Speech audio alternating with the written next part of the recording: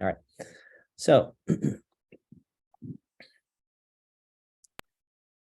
here we go. So we've got our incorrect screen, and let's create one more screen. So new screen, and this will be if we get it right. So I'll grab a text box over here and just say, change the text to maybe, well done, you got it right.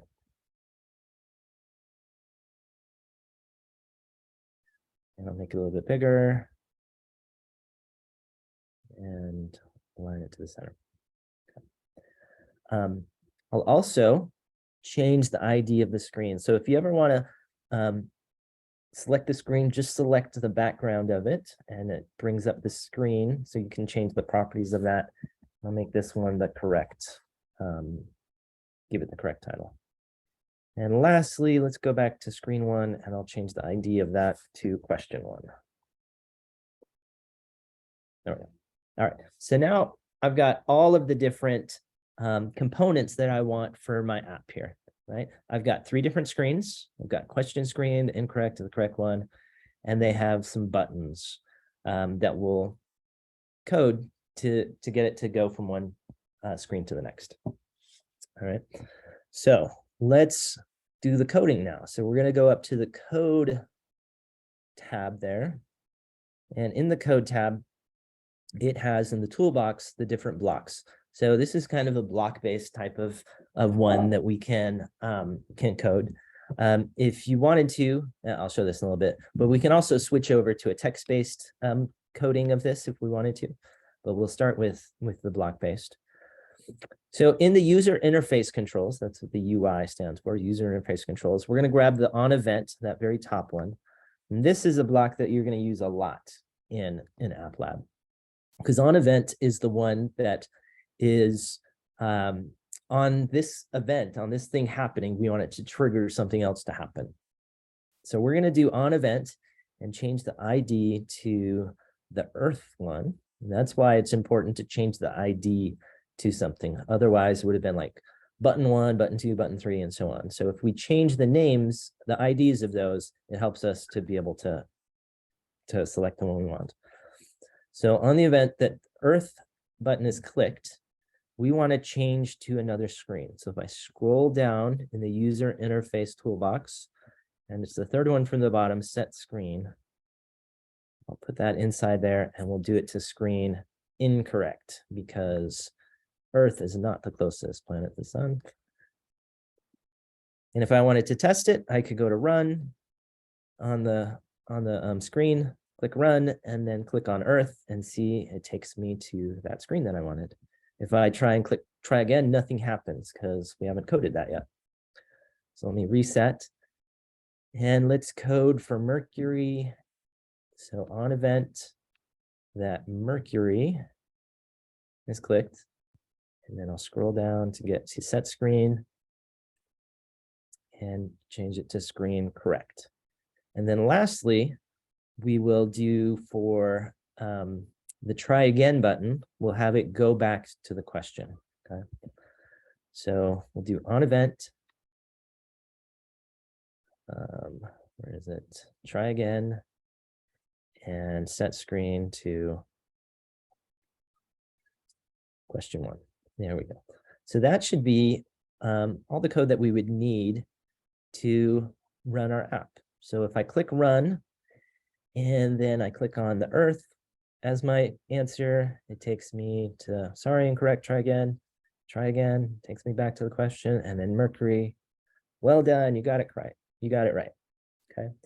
So that is the kind of basics of being able to use a simple app, create a simple app like this, okay?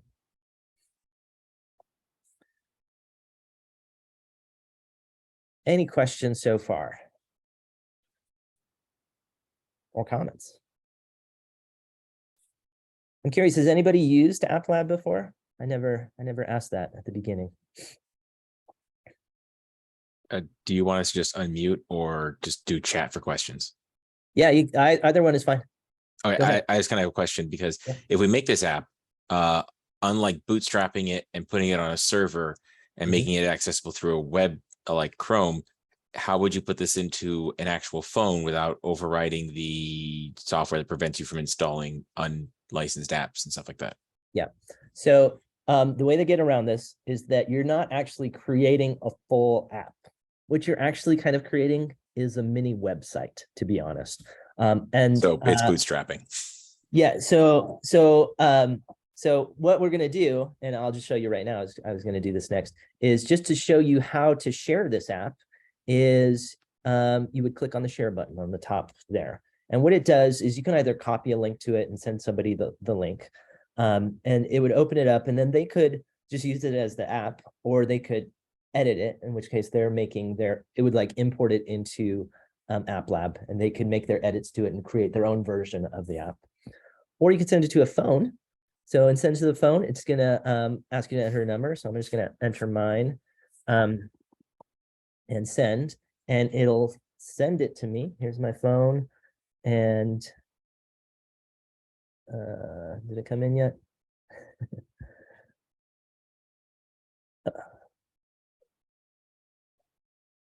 Did I get my text? There it is.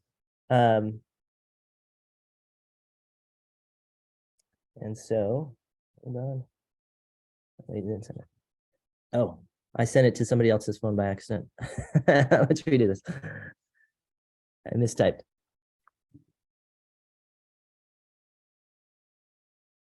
Let me end this. So somebody got a 607. There we go. There we go. So now I should have it here on my phone. There we go. Ding. And so on my phone, I am going to then click on the link, and it takes me to essentially a website, but it has my app there. So I can use it. Just click on that, try again, Mercury, and well done, right?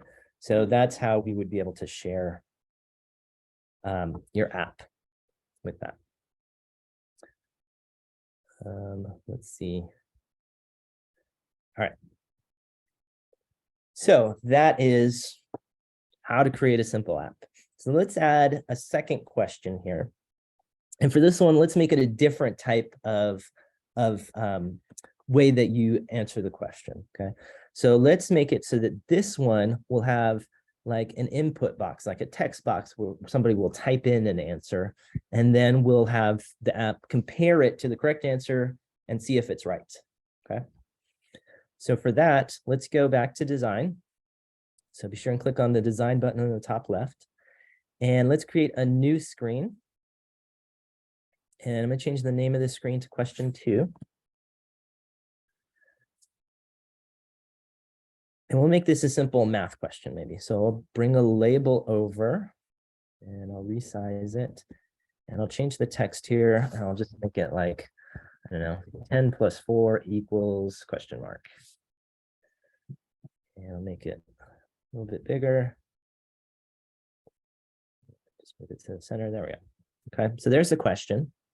And then we need an input box, okay? So we'll grab this one, the text input box in the design toolbox. I'll put that underneath.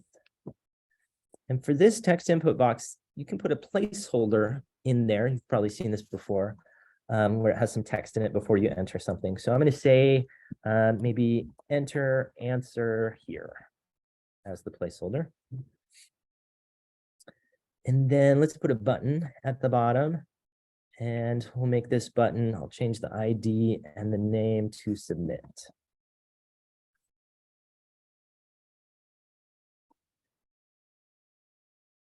Submit, okay. So what we'll do is we'll have it for this question that if we want them to put an answer in here and then click the submit button. If they get it right, we'll have some text come up on the screen that says, well done, you got it right. And if it's wrong, we'll have some text come up on the screen that says incorrect, try again, okay? So with this one, we're not going to direct them to another screen. We're just going to have something change on the screen. So that thing that we want to change is some text. So I'm going to bring a label over, and I'm going to put it underneath the input box. I'll just make it a little bit bigger there. And this text, I want it to be a different color. So I'm going to go to the text color to the properties over on the right and click.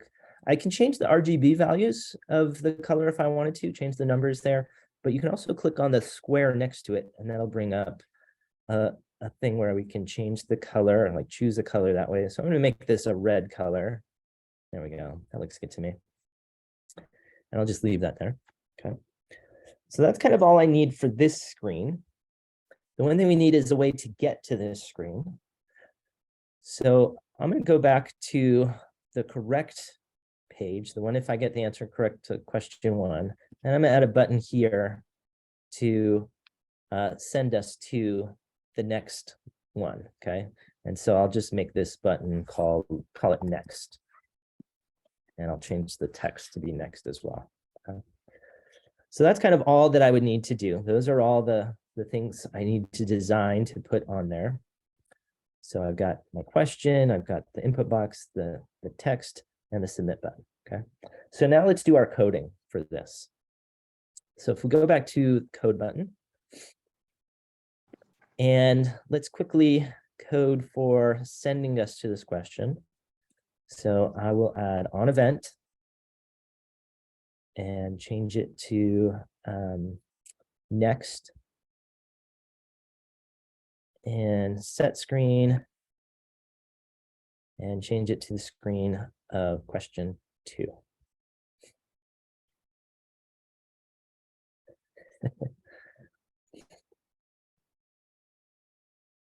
All right, and then let's code our stuff for this question.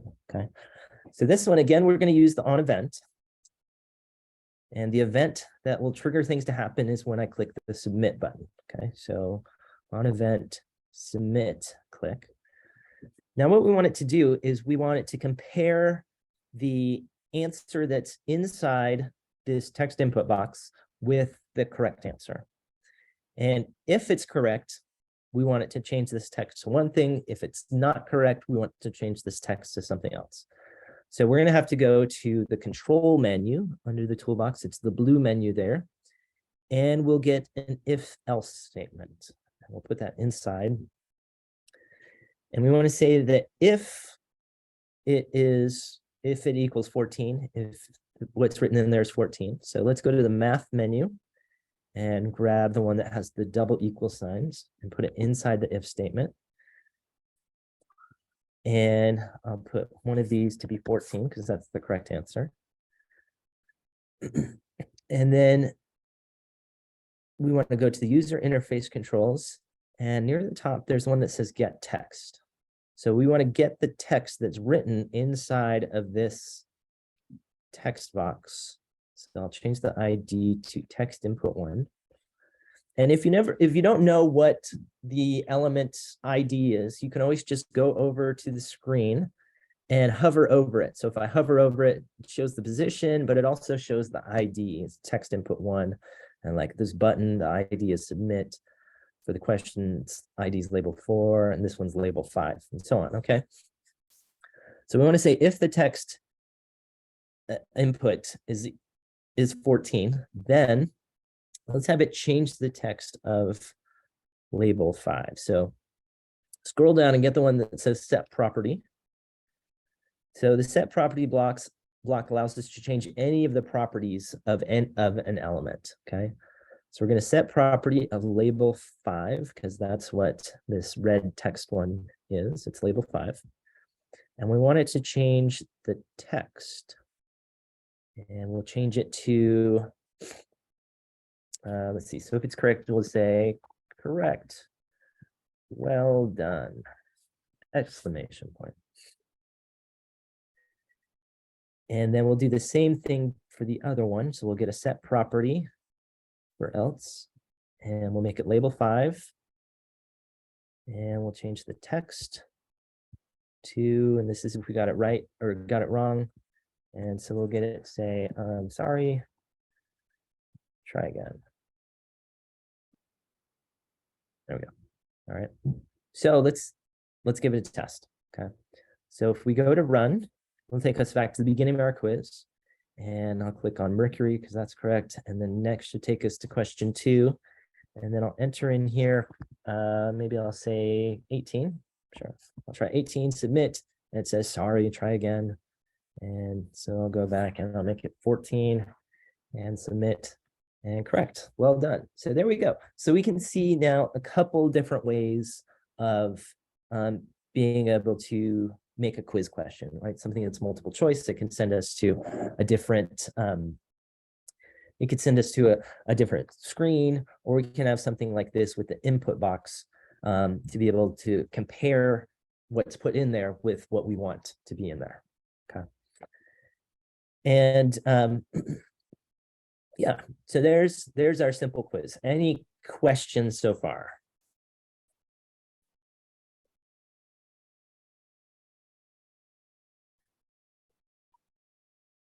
All right. So so this shows kind of just simple navigation, and students can create apps that would allow them to, get information from others, be able to evaluate if it's what they want, be able to navigate between screens and so on. For any of these things, you can change what it looks like as well. So let's say if I go back to the design mode, and let's say I want to have, the background of this be a different color. I can change the background here. I can choose a different color for the background, or the background of the buttons, or the font, all these different things you can change. There's also the themes in the design toolbox, which has kind of some preset designs there. So maybe I'll make it look like this one, or I don't like that. Maybe I could choose a different one and see that, it has different looks to it. And so you can make your whole app have one similar design to it. Okay. So that's kind of the basics of using App Lab. One more thing I want to show you, though, is how to use data. And so this can be a really, really interesting or powerful part of App Lab. And so for this, let's create a new app. And so to do that, you could just go up to the Create button in the top right, the drop-down menu, and click on App Lab, and it'll give you a fresh project. And don't worry, your previous one is saved. You can access that if you go back to, let me just show you really quickly. If you go back to your dashboard page, you can click on projects, and it will give you a list, if you scroll down, of all the different projects that you have created, right? All the different projects you've created, it'll have them there, okay? So I'm gonna go back to Untitled project that I just started. There we go.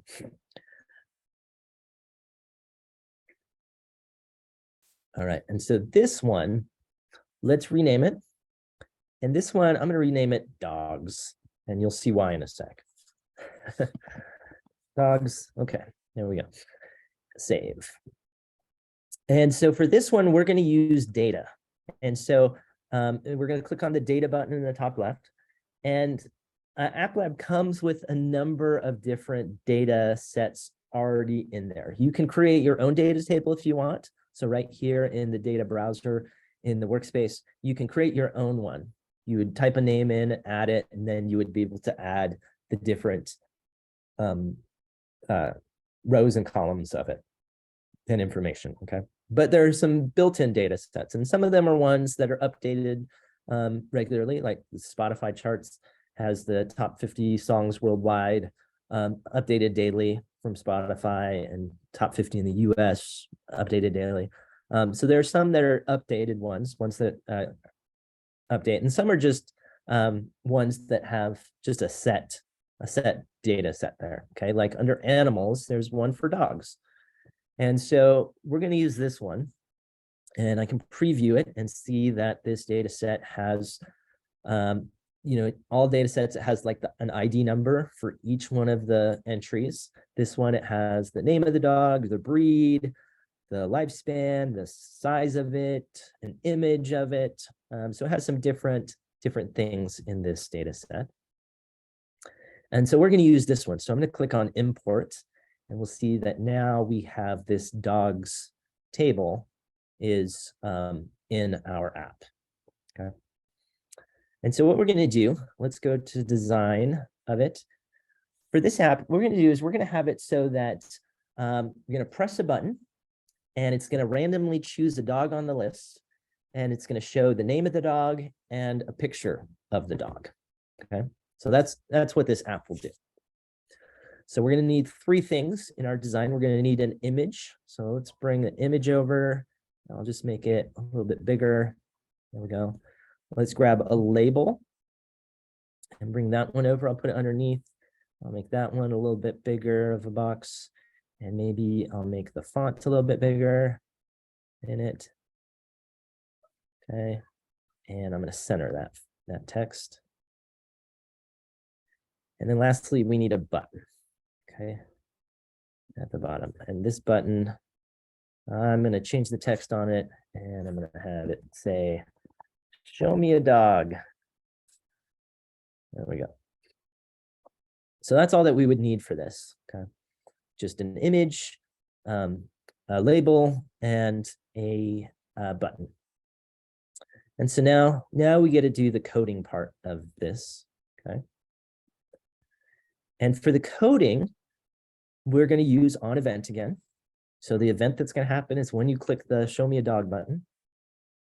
So I'm going to do onEvent button 1. I didn't bother changing the IDs of these since we just have one of each thing.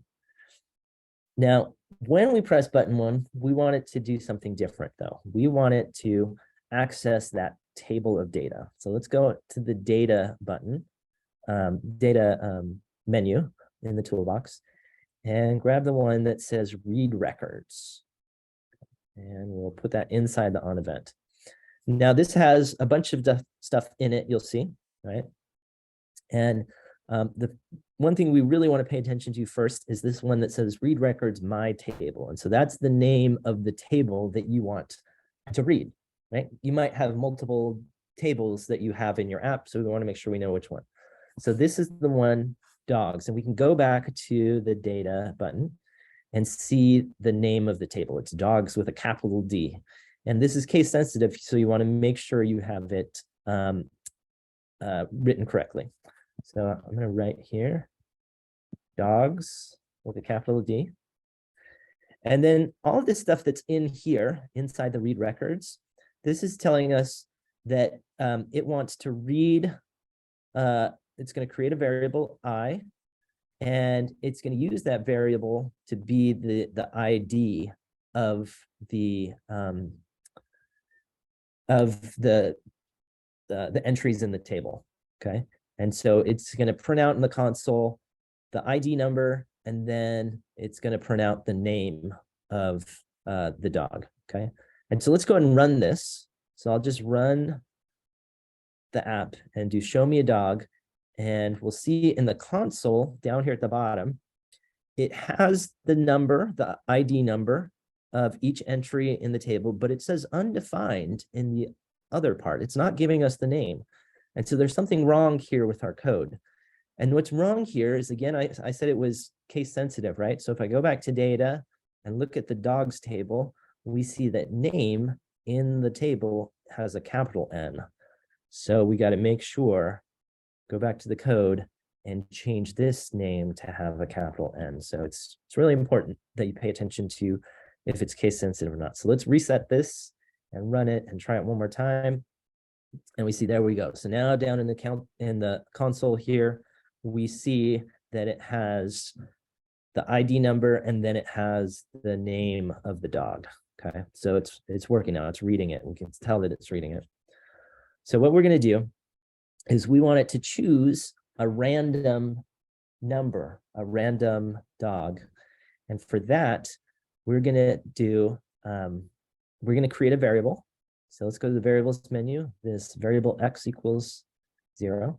And let's put it in here under the for statement. So make sure it's inside the read records block, and underneath the for statement. So we'll say variable x, and we want variable x to be a random number between 1 and 105, because that's how many entries are in the table. And for a random number, we can go to the math menu and see that there's a random number there towards the bottom. Put that in there. Random number between 1 and, we'll change this to 105. All right. And then what we want to do is we're going to use the user interface controls, and we'll do that set property block that we used before. We'll put that underneath here. And we'll set the property of the text one here.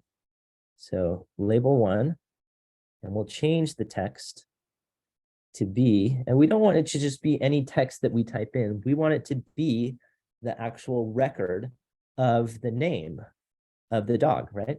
So we can look up here at the syntax of how to type it. We'll look here where it says records bracket I bracket dot name. Okay, and here I is the variable that they were using. So we're going to use X because that's our random number variable. Okay, so I'm going to go here and I'm going to delete the text, and I'm also going to delete these quotation marks. It's important we delete the quotation marks. Okay, because quotation marks means to just print whatever is written inside the quotation marks. Okay, we don't want that. We want to actually print this record of it. So let's type this in, because you'll notice in the variables menu here, it doesn't have one of the records thing. Okay, so we're going to have to type it in. We'll type it in just like it is here. So we'll do records bracket X bracket dot name with a capital N. Oops, I was not typing that whole time. Here we go. Records bracket X close bracket dot name. There we go. And when I click off of it, you'll see it turns it into the purple like variable block there. Okay, and let's test it out. So let's go over to reset, run, and show me a dog. And oh, Yorkshire Terrier was my first one, and then a Maltese. Okay, so we can see it's working here. So let's do the same thing for the image now. So let's go to user interface controls.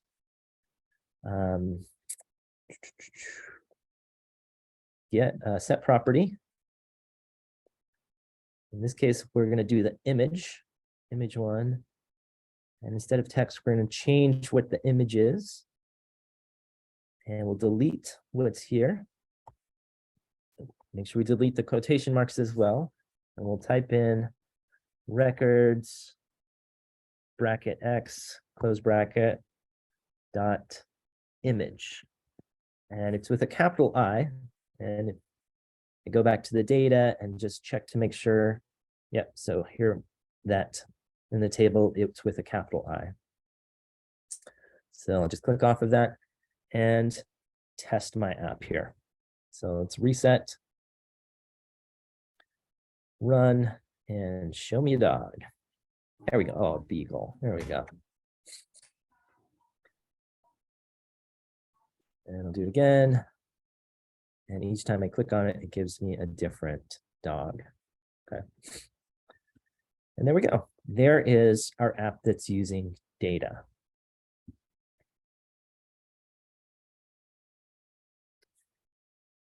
Any questions or comments? I have a quick question. Yeah.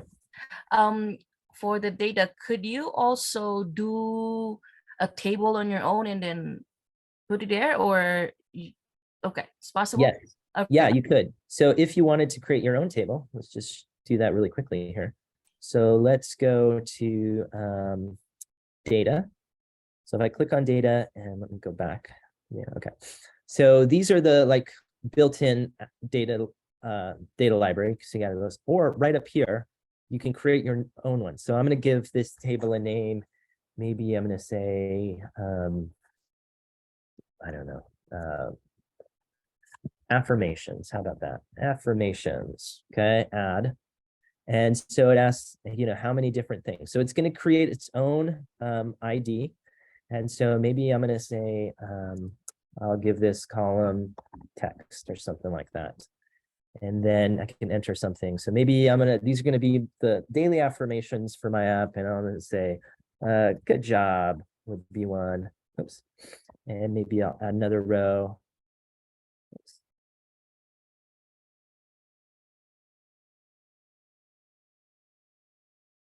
convert to string. There we go. And so we could, oh, sorry, I need to put quotation marks in.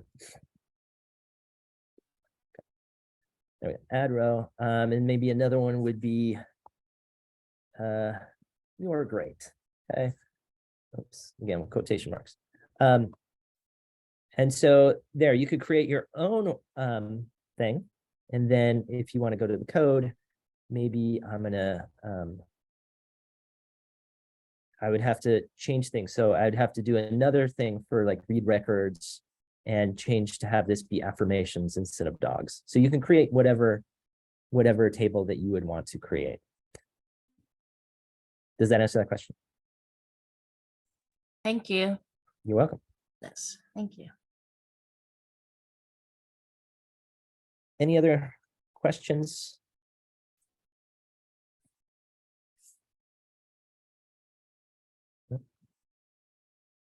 One question, it sounds like that a student could also create an app that would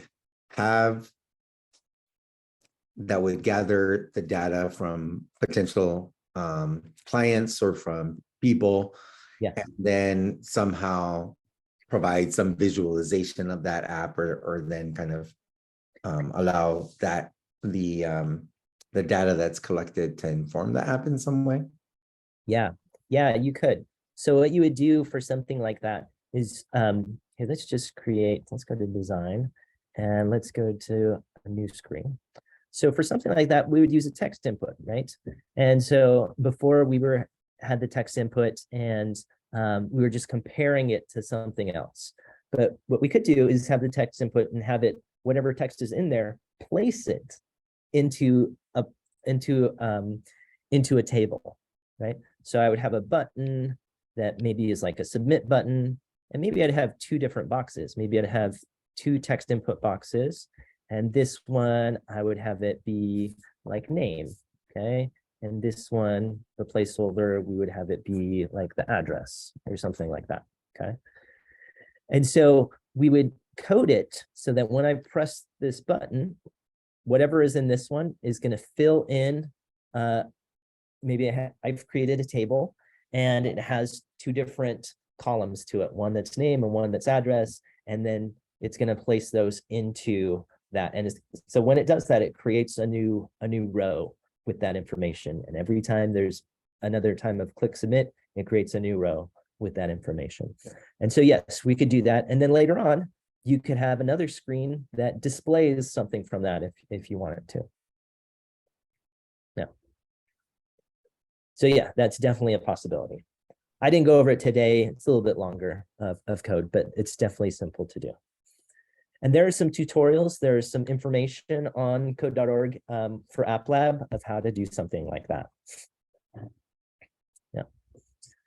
And there's a question in the comments, and I'm also wondering because I can see how, like, honestly, for my classroom students to be able to use this to make their own assessment items to show, like, yes, I know the content and I have an interesting way to share that.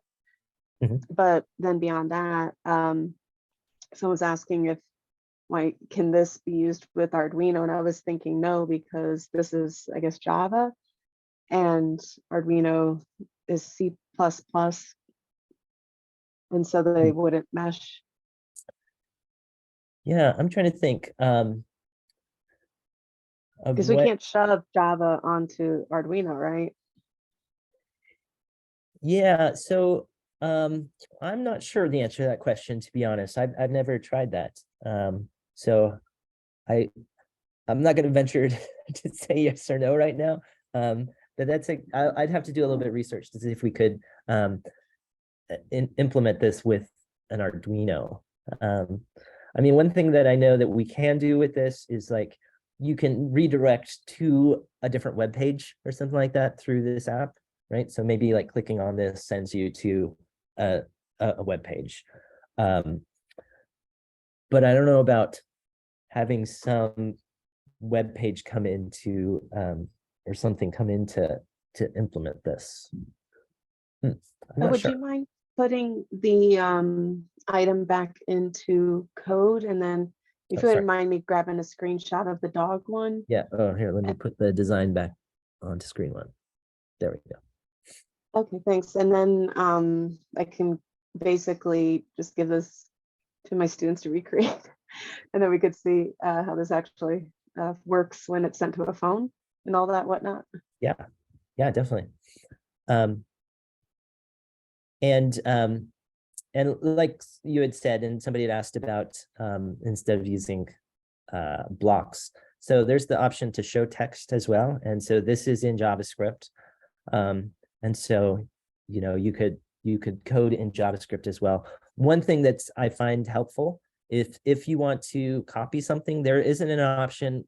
You can't like copy this, like this read records whole thing, like copy and duplicate it in blocks, but you can do it in text. So if I do show text and then I just come here and I do like a copy and then a paste, I can do it like that and then go show blocks. Oops. And then I would be able to go back to show blocks. I think I have an extra thing in here. There we go. Yeah, I had an extra thing in there. But so that's one way that you could duplicate something is by using the show text part.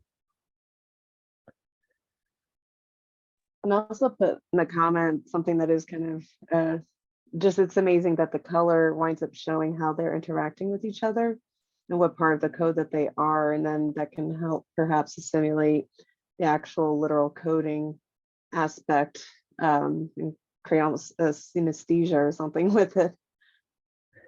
Yeah, the colors are really nice. And if people are doing other coding in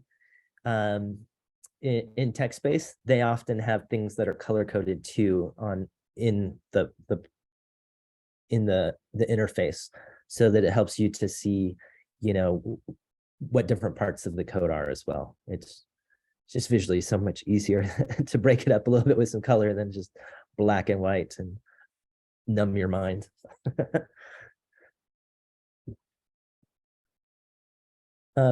So this is kind of what I wanted to show you, right? About, oops, I could probably delete this now. Hold on, let me just delete this part of my code. But so that you could get an overview of how the how App Lab works. And as you can see, it's a pretty simple interface. I've had students create some pretty cool apps with it. Like one example, there's somebody that I'm working with right now, and they're creating an app that they want to have like a translation app for sign language. And so what they're doing with it is they're getting some images off the web. And you know, whenever you add an image, here we did it just from the let's reset. One thing here is if you want to choose an image here, when you choose an image, there are a number of different things you can do. You can upload a file. You can get a link to an image. So just find a web page, the image on the web. And so you could just add that link here, or there are some icons kind of built in that you could use. But linking to the image, they're finding some different images for sign language. And so they're wanting to have it so that they can click on, oops, they can click on an image, and what it will do is it will show what the translation of that is and stuff. So they're trying to come up with an idea of how to make a simple translation. They're not going to make a fully fledged app that translates everything, but just have a kind of a proof of concept type of thing of how that would work. So, you know, students can come up with some great ideas and they can try and implement it here in a simple way with App Lab. Any other questions, or does anybody have ideas of how they might implement this if they were going to implement this?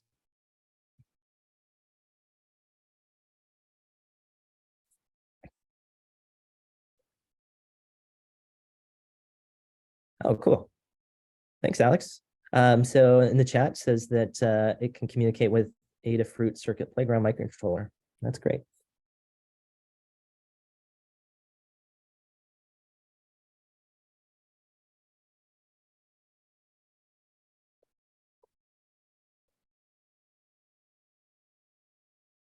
Well, if there aren't any questions, that's kind of all I have to share with you guys today. Maybe we can end a little bit early.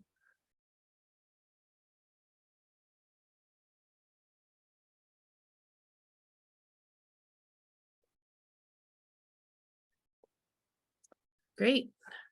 Thank you, Kevin, for another great session. And thank you for my blip there and tech problems. So I appreciate you continuing to go on. And nobody has any questions or anything else before we're done? Okay, well, you will log out of this room and go back to the main session room for closing remarks. And want to thank everybody for your time today and attending.